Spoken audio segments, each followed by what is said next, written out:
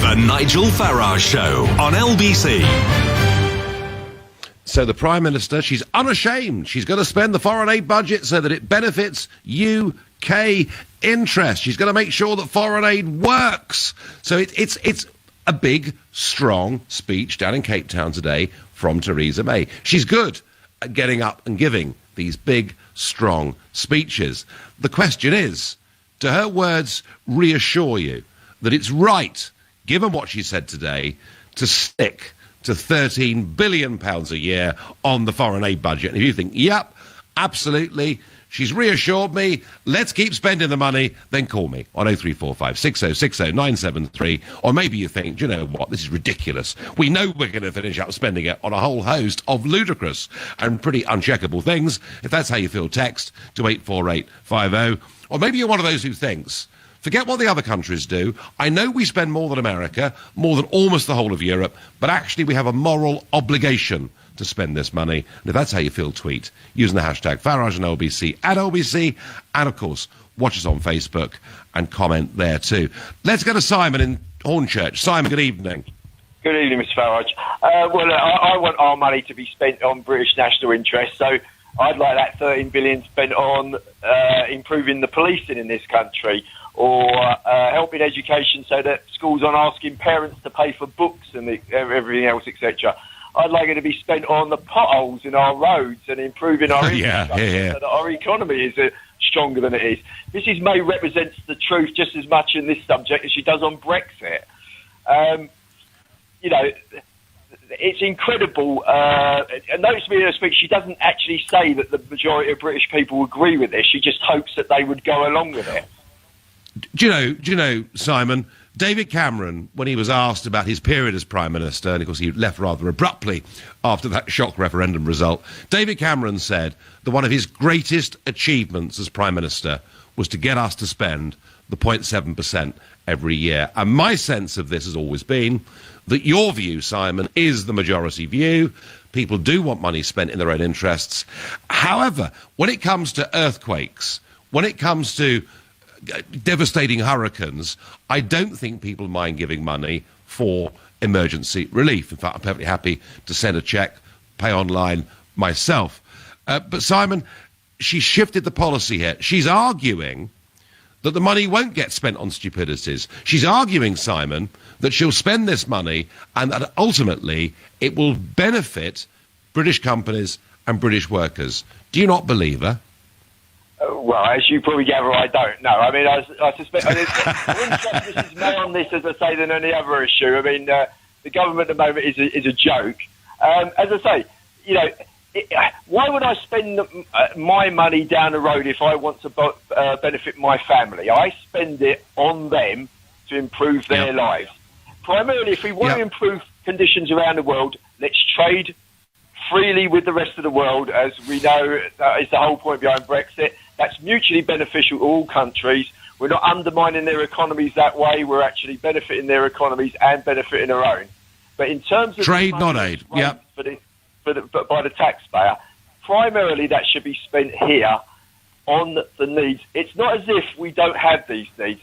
People can dismiss that as much as they like, but there are people in need in this country, and they should be the prime responsibility of this government. No, Simon, you've made that argument very, very clearly indeed. Let's see what Harry in Waltham Cross makes of this. Good evening, Harry.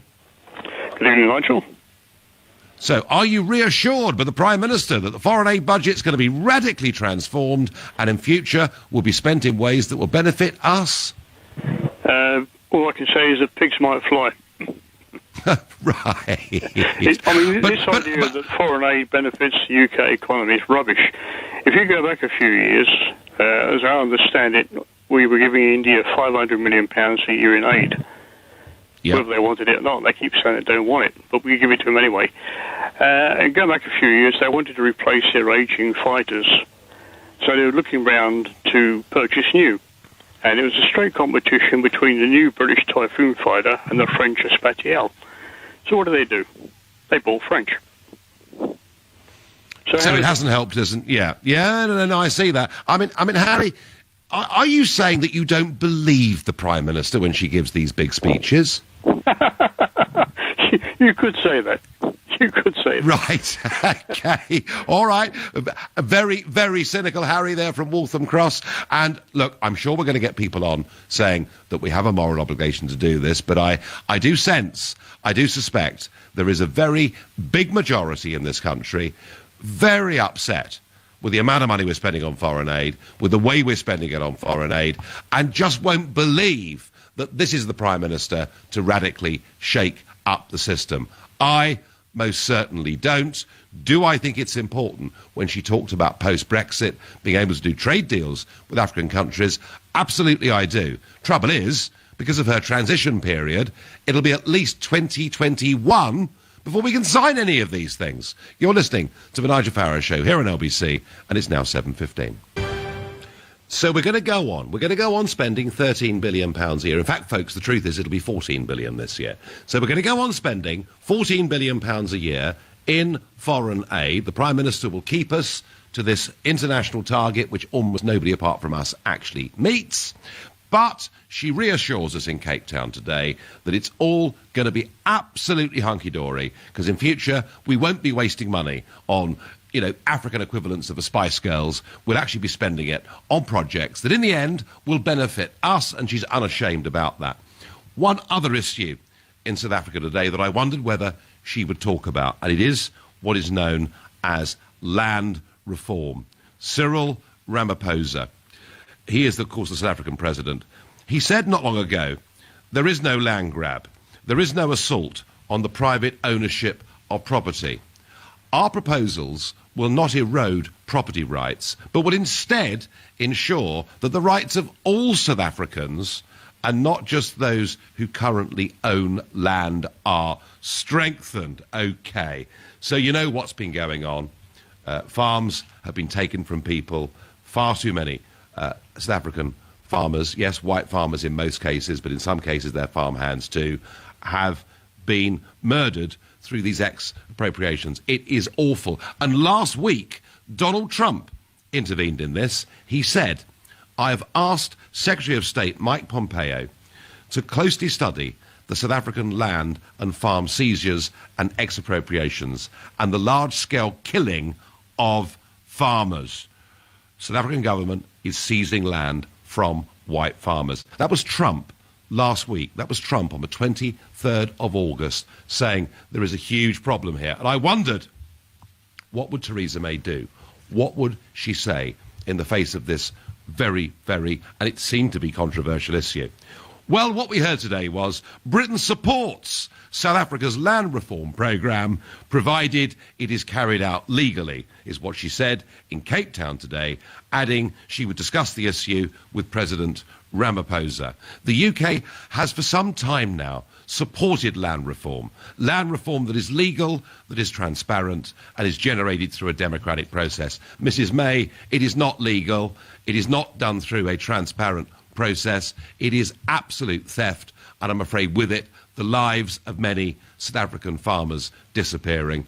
I would have thought perhaps today you might have done rather better than that. Or would it seem awkward? Would it seem embarrassing to speak up in favour of white people? I guess that's what it's all about. But once again, on a foreign policy issue, whether it's Iran or in this case the land grabs going on in South Africa, we take a position as a country that is diametrically opposed to that taken by Donald Trump. You may think that's a good thing, you may think it's a bad thing, but hey, it's very, very real. Susie is a brand new caller from Hemel Hempstead. Susie, are you reassured by Prime Minister May's words today? It's Mary, is it? Not Susie.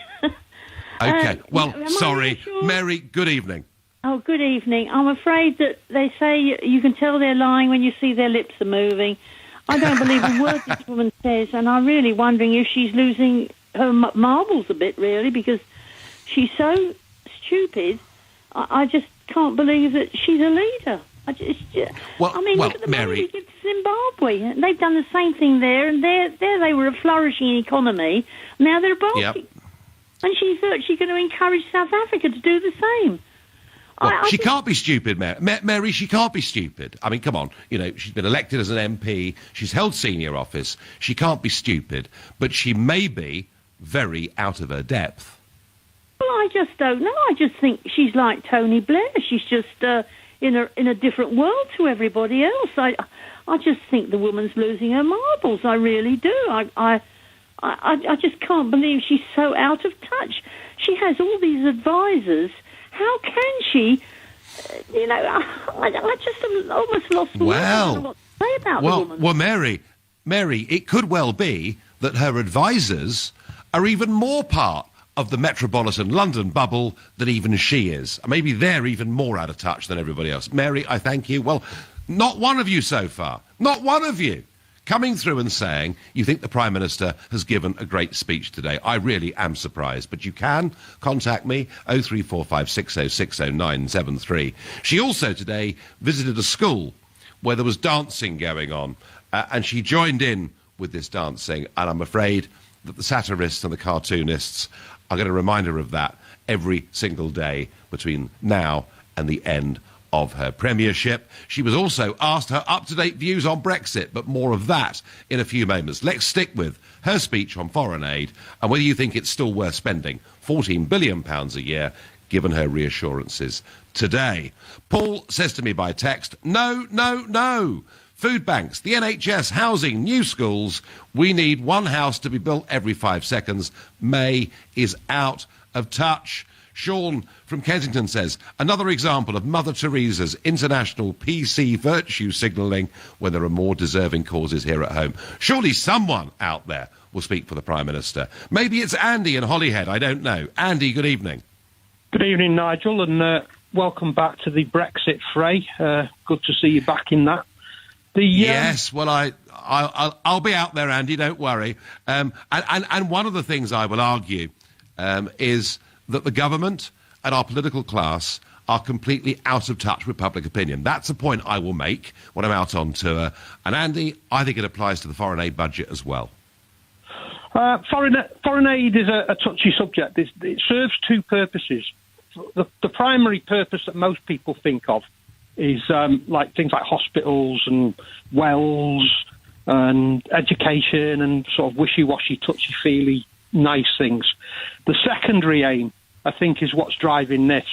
South Africa is a largely English-speaking country, and it is also in a frighteningly prominent position geographically wise. And it dominates that channel between the Antarctic and the passageway through from the southern Atlantic to the southern Pacific. And I think that is what's driving this more than anything else. Well, yes. I mean, I have to say, Andy, I think increasingly that the foreign aid budget has been used as an instrument of foreign policy, as part of our soft global power, I suppose. If that's the case, why not be honest about it and just rename it the bribery budget? I mean, that's what she's saying, isn't it? People don't think like that, though, do they? People like to see the butterflies, and they don't like to think of the grubs digging holes in the ground underneath, living in the muck that make the butterflies come from. Yeah, no, I do understand that, Andy. So, do you think if it was properly executed, this could be quite a smart move? Well, I actually think we should be blatant about it and just say straight up front, listen, we don't give foreign aid because we really care whether they die of typhoid or not, or whether they can read or write or not, or whether they've got shoes. We give foreign aid because we get something out of it. Well, she did say she was... People will then start to accept it, I think. It's the same she did say she was unashamed today, didn't she? But do you... OK, no, Andy, I get the argument. I understand the argument. But do you think that this is the Prime Minister to reform the whole system? Sorry? Do you think this is the Prime Minister who will bring those reforms into place, stop wasting our money on India and elsewhere, and do the job properly? No, I don't. No. Theresa May, she made a very good speech today. But she is actually quite a good orator, and she does have a habit of making quite good speeches. The problem is she doesn't actually put them into effect on the ground. No. Actually, Andy, she does the opposite in many cases. Andy, thank you for your point of view. Craig in Stockport says, hi, Nigel. Voted Brexit, I'm your biggest fan. But we can easily afford the 0.7%. It's just no problem. Well, OK, listen, man, I tell you what, Craig, we can't afford it. Many people think we can't afford it. And if you add up what we've been giving to the European Union, net, not gross, net, and what we're giving, to the foreign aid budget, you're looking here at over £30 million every day.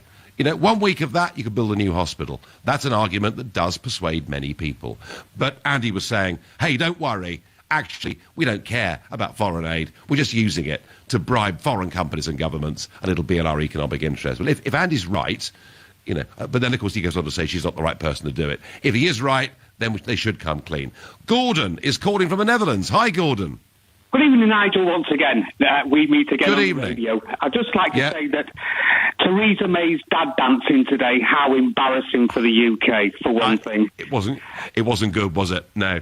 No, she looked like she was absolute. She looked like Barnier when he was hammered, drunk as a skunk, trying to dance. No. Hang on, Gordon. We've never seen Monsieur Barnier the worse for wear in public. We've rarely not seen Mr. Juncker after lunch, not the worst. It must have been Mr. Juncker. Because that's pretty much a day. Because that's a daily event. He did have to have Prime Minister Rutte sort of like supporting under his arm, and I think, I know. We won't be drink driving because we're paying for his chauffeur-driven car. But no, as it goes for African countries, a lot of these African countries are not poor. A lot of people seem to forget the concept of the mineral rights that they've got there. They sell such as uranium, tin, diamonds, gold, etc. So these countries aren't poor. What she has to tackle is the corruption within the government itself. If you look at a lot of these governments, the big fat cats on the top and the people are starving. As it goes for foreign aid, we shouldn't be giving no more foreign aid, inclusive Saudi Arabia. But we're signed up to the Barcelona Agreement, which nobody seems to want to read or take heed to, that puts in foreign aid in a retrospective of we have to give. Now, OK, you get these disasters, you get starvation, you get Bob Geldof standing on a stage and everything, but you don't see him turn up for the murder and the rape of the white South African farmers and the slaughter of all the farm workers. You don't see anything of that. Gordon, I was hoping she'd have the courage to tackle that today. She did the opposite and effectively backed the Ramaphosa regime on this, which I think was a disgrace. Gordon, I thank you. Phil from Thurrock says, I just wish the foreign aid concept, except disaster aid, could be called what it is, a trade development grant. A bit of a consensus building around that. You're listening to the Nigel Farage Show, exclusively on LBC. It's now 7:30. Well, a big speech from Theresa May down in Cape Town today. Very few of you seem to believe that actually she's going to make any radical changes to the foreign aid budget at all. Others saying, do you know what? Actually, if she did do what she said, that might be okay, because it may actually be in the interests of our country. But why call it foreign aid when it appears it's going to be used, perhaps, for something different? And a big day for LBC as they announce changes starting on the 1st of September, particularly to the afternoon and evening schedules. So from 4 to 6 p.m. every day, it's going to be Eddie Mair who comes to LBC after 20 years presenting Radio 4's PM programme. My times are going to change. They're putting me on at 6 o'clock. I'll be on from 6 till 7, and from 7 till 10, it's going to be Ian Dale, and then from 10 till 1 a.m., it's going to be Tom Swarbrick. So quite a different look to LBC, and clearly Eddie Mair, very experienced broadcaster, really, I think, a very big plus for this station, which I think is still going places. Now, a lot of you say to me, you're so cruel to the Prime Minister on your show. Why can't you be nicer about Mrs May? Well, the answer is that, frankly, I think she's dealing with the whole Brexit thing in a fraudulent manner. Brexit was an instruction from the public to turn around the ship of state by 180 degrees. You can't do that unless you believe in it. She was a Remainer, and I think she remains a Remainer. I mean, listen to Theresa May speaking in Cape Town today to Sky News' Lewis Goodall. Could you just honestly, in a very straightforward way now, tell me that given that we now know what Chequers would look like, we know what no deal would look like, given we now know essentially what Brexit will look like either way, would you vote for Brexit now? What I'm working for? Would you vote for Brexit now? That is a hypothetical question. Indeed. And I don't answer hypothetical questions because we're not in the business of having, and it's very important, this point, because we're not in the business of having a second referendum on Brexit. We're not in the business of having a second referendum on Brexit. What we're in the business of doing is delivering Brexit. So actually, what somebody would vote for today is not the issue. The issue is, are we doing what the British people wanted? The answer is yes, this government is delivering. There are millions of young people out there, many of whom, as you know, are very anti-Brexit. They're going to be living with the consequences of your decisions long after you have left office and long after your cabinet has left office. Don't you owe it to the British people to honestly just say, very straightforwardly, whether you think that you would actually approve of Brexit? Now we know what Brexit would look like in the event of another referendum. Well, of course, the negotiations are ongoing. We've put forward our proposal. The negotiations are ongoing. We've got to live with it. The negotiations are ongoing. We've put forward our proposal for a good deal for the future. We prepare for every eventuality, for every outcome. But what we're delivering on is the vote that the British people took. You don't think it's a very good idea, do you? Parliament overwhelmingly gave the decision to the British people. The British people have decided to leave the European Union, and the government will deliver that. And the government will do more than that. We will make a success of it, because there are huge opportunities for us outside the European Union. Brexit is a very good idea? That's partly what. I think there are huge opportunities for the European Union, for the UK outside the European Union. It's just painful, isn't it? Why can't she say, when she's asked 4 times, would you vote for Brexit now? Why can't she say yes? Because we're going to become an independent country. We're going to get back our democracy, our self-respect, our pride. We're going to make our own laws, put regulations in place appropriate to our businesses, our industries, have new relationships all over the world. Gosh, we'll even catch our own fish in our own waters. It's going to be a liberation for our great nation, a renaissance for Britain. Why can't she say that? No, she just limply goes on explaining we're implementing the will of the British people. And the reason she cannot answer that question, whether it's asked by Sky News' Lewis Woodall, whether it's asked by LBC's Ian Dale, the reason she can't answer the question is, in some ways to her credit, she doesn't like to lie. She finds it difficult to lie. The vicar's daughter tries not to openly lie, so she just avoids it. But it tells you we have a Remainer Prime Minister in charge of an overwhelmingly Remainer cabinet, and they all sit in a Remainer House of Commons, and they don't respect, genuinely, the result we got back on June the 23rd, 2016. But back to her today, her speech. She is going to radically reform the way we use and spend the foreign aid budget. Do you agree with her? Do you think it's right? Are you confident that we go on spending £14 billion this year on foreign aid? Because I am not convinced that she, apart from giving the good speech, that she ever delivers anything, whether it's as Home Secretary or Prime Minister. Andrew in Wimbledon, what do you make of all of this? Well, I think she's doing the right thing, because you guys are going to leave the EU, right? Yep. And you're going to actually be looking for business all over the world, or trade all over the world. So if you don't have the sweetness to give these countries that are now trading with China and the United States, they will just tell you to get lost. You see, the mistake that the Brexiters are making is that they think we are living in 1960s or 1940s planet. You understand? But the thing that has changed now, African countries are going to China to trade with them. They're going to the United States. They're trading with other nations. They're not trading with Britain.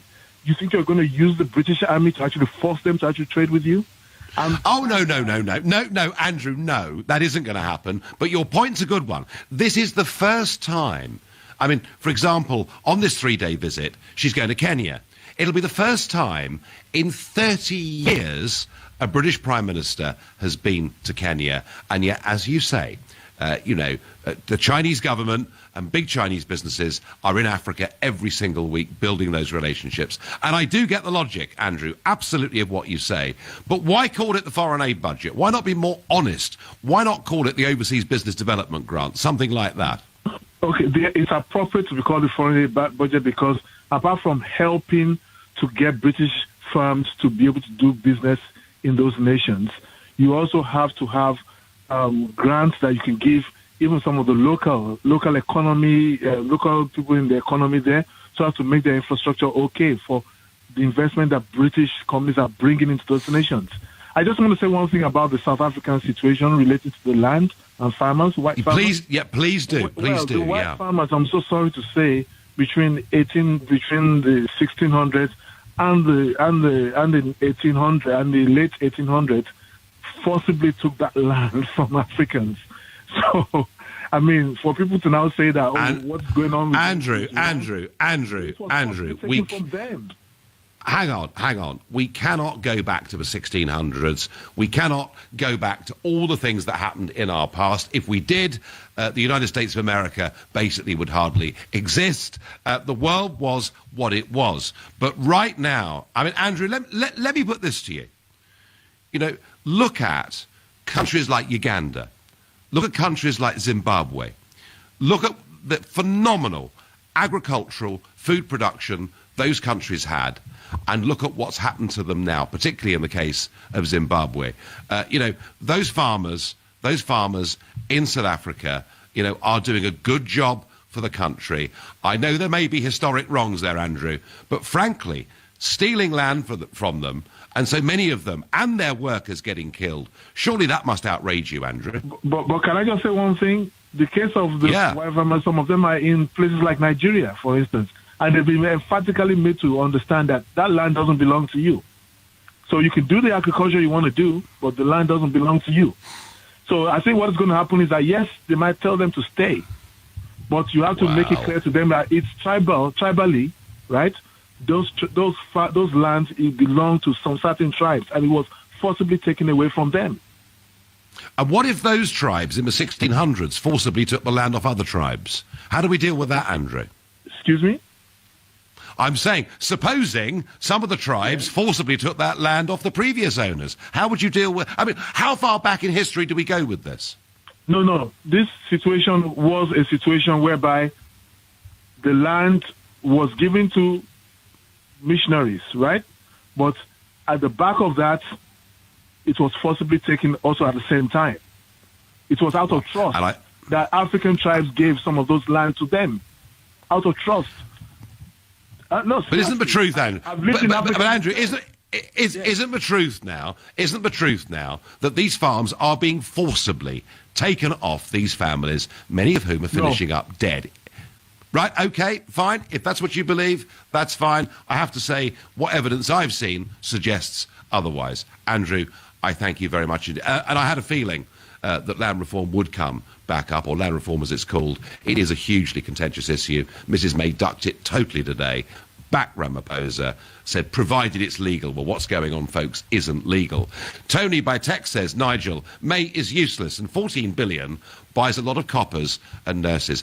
I think, Tony, particularly in London at the moment, where we've gone through 100 people murdered this year, a burglary and robbery rate that is truly terrifying. I think, Tony, a lot of people living in Greater London, and there's, about 10 million of them, would very much agree that that is a big priority right at this moment in time. You're listening to the Nigel Farage Show, exclusive at LBC, and it's now 7:45.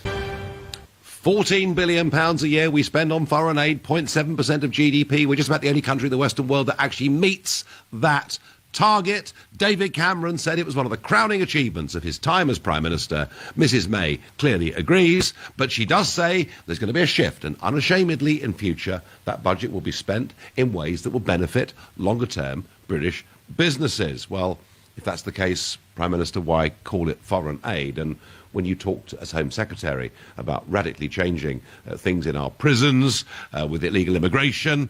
You gave good speeches at party conference, but you never delivered. So I have little confidence in what she said today. That is my view. Joseph on Twitter says, 0.7% of our budget, is it really worth questioning? Unless the debate is to increase this, you're just creating alarm. Again, I'm not creating alarm, Joseph, but 14 billion quid a year is, maybe not to you, but to most people listening to this, it is a lot of money. And when they hear over the years how much of it's been spent, it makes them very angry. This is taxpayers' money, and people in the UK really do care about that. Dave in Brighton says the majority of the country voted for the Tories. It was a part of their manifesto, the same manifesto that ensures we leave the EU. Why can't you accept that foreign aid is what people want? Dave, I honestly believe that if we were spending this money on disaster relief, on one-offs, people would support the concept. We are actually, in terms of charity giving, we're a very, very generous country.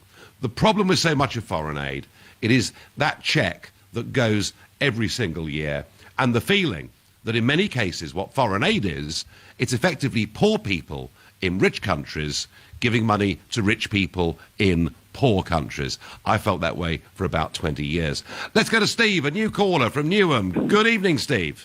Yes, hi. Thanks very much. Yeah, not one bit. So, are you happy with what she said today, Steve?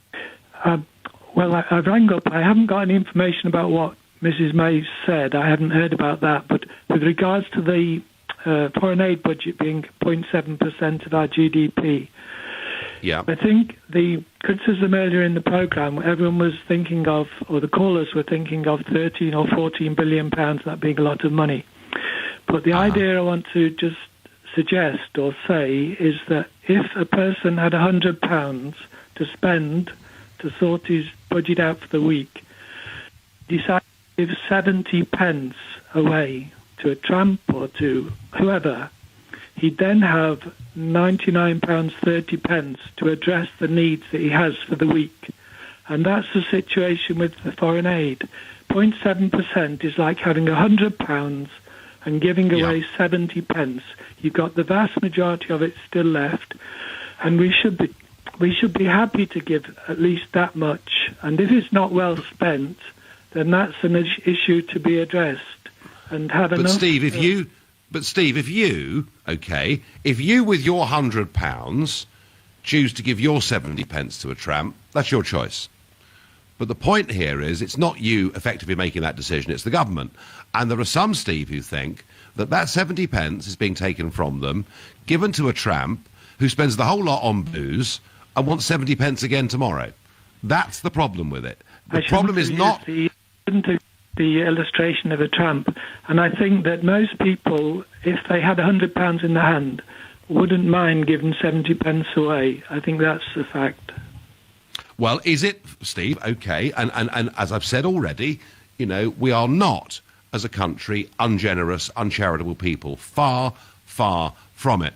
But, Steve, do you understand why, when people see how much of this foreign aid has been spent, do you understand why people get so upset about it? I beg your pardon, say that again, please.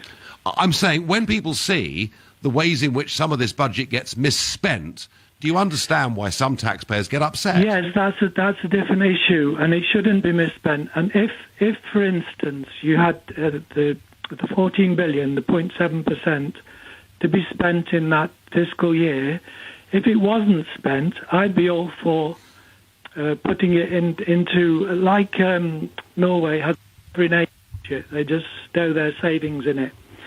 We should dedicate the 70 pence out of £100 every year, not necessarily spend it at all costs.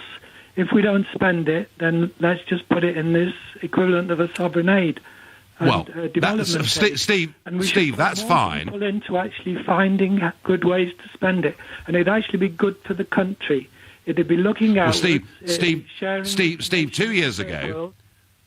2 years ago, Steve, they found with a month to go, because of the rate of sterling, they were underspent. So they desperately spent $1 billion in the last month on almost anything they could. And I think that's crazy. Your point, that if you don't spend it all, put it somewhere safe, I would agree with Steve. I thank you. And Steve making a compassionate argument and saying it's not overall a huge sum of money, but it's still money. It's our money being spent by somebody else. Alan is calling from Hertfordshire. Alan, good evening. Good evening, Nigel. Are you brimful of confidence that this Prime Minister is going to radically transform the way we spend our foreign aid?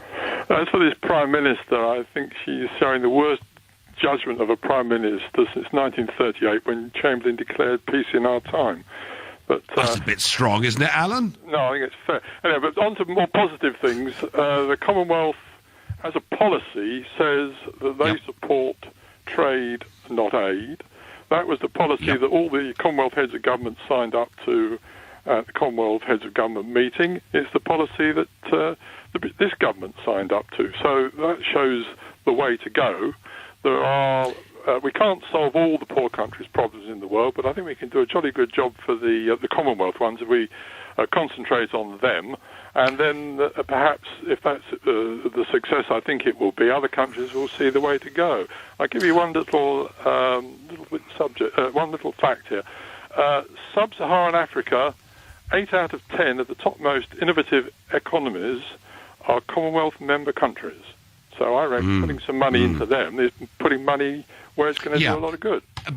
But it depends how we do it, Alan, because countries that receive foreign aid officially find it very difficult because of their credit ratings to go out on the international markets and borrow money and finance big infrastructure projects, for argument's sake. And I heard a very passionate speech from the president of Ghana, given about 6 months ago, where he said to his own people, we've got to get ourselves off foreign aid. We've got to stop thinking of ourselves. We've got to stop thinking of ourselves as colonial victims of the past. Exactly. We've got to accept where we are and move on. And it really cheered me to hear that being said. Yes, Alan, absolutely, I agree with you totally. I've got time for one last caller on this subject. I'm going to go to Ali, who's calling from Hounslow. Good evening, Ali. Good evening, Nigel Farage. Big fan of you. I called before a few months ago. Similar I remember, to this topic regarding NGO, and as I explained to you, I'm from Ethiopia as well as Somaliland, and I'm a regular traveller back to my continent in Africa. And as I explained to you, the vast sums of DFAD money, UK taxpayers' money, is spent on consultancy, so-called advisors.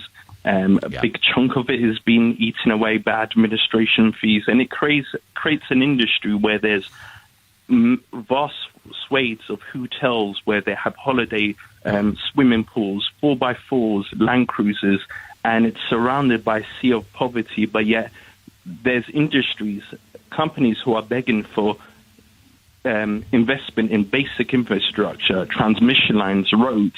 Give us access to UK and European markets by assisting our local authorities so that they can become competent authorities and meet the stringent criteria. Do you think, Ali, do you feel that foreign aid is almost corrupting in itself in terms of the influence it has? Absolutely. And what is so surprising is, why hasn't Theresa May visited Ethiopia? Ethiopia, which is the fastest growing economy in Africa, one of the fastest growing economies in the world, growing, with not dependent on commodity, creating a textile-based economy, exactly following the model of China, and it's one of the largest recipients of Chinese direct investment.